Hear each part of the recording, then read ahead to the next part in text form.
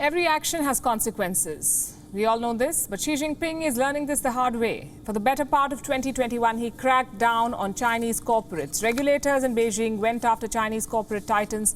The campaign wiped out more than $1 trillion worth of wealth. $1 trillion. The market value of Chinese companies eroded. Xi Jinping's intentions were clear then. He wanted to tame China's private sector, so he went after them.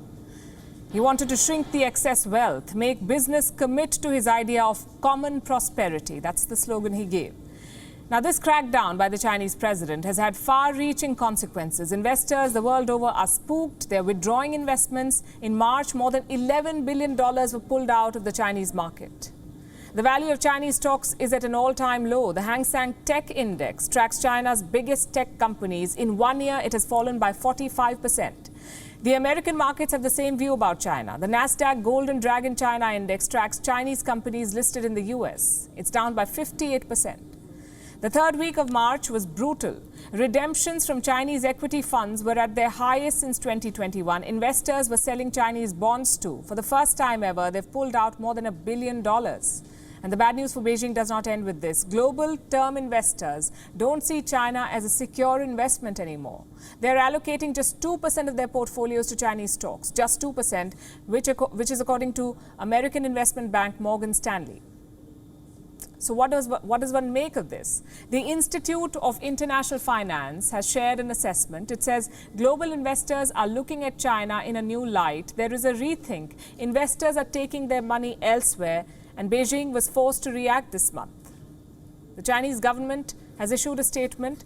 It has promised policies that are more transparent and predictable. I have a quote from Liu He. He's a vice premier. He's also Xi Jinping's top economic advisor. And this is what he has said. I'm quoting, all policies that have a significant impact on capital markets should be coordinated with financial management departments in advance to maintain the stability and consistency of policy expectations.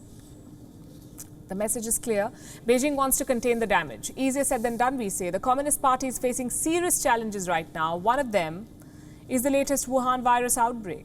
The losses are mounting by the day. China's biggest economic hubs, Shanghai and Shenzhen, are shut. Do you know how much money China will lose by locking down these two cities alone? $46 billion every month. That's equal to 3.1% of China's GDP.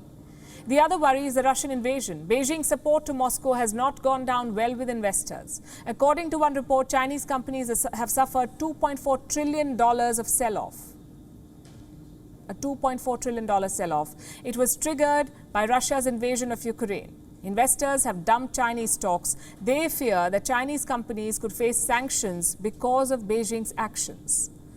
And this could be the reason why investors are worried.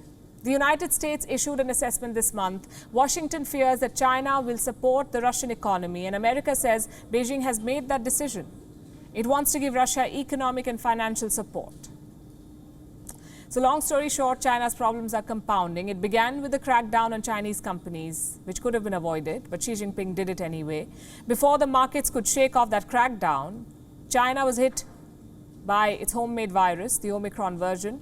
Then Russia invaded Ukraine, and add to that the structural problems with the Chinese economy, like the massive pile of debt of Chinese property developers like Evergrande. All of these factors combined will hinder China's recovery and make Chinese companies pay for Xi Jinping's mismanagement.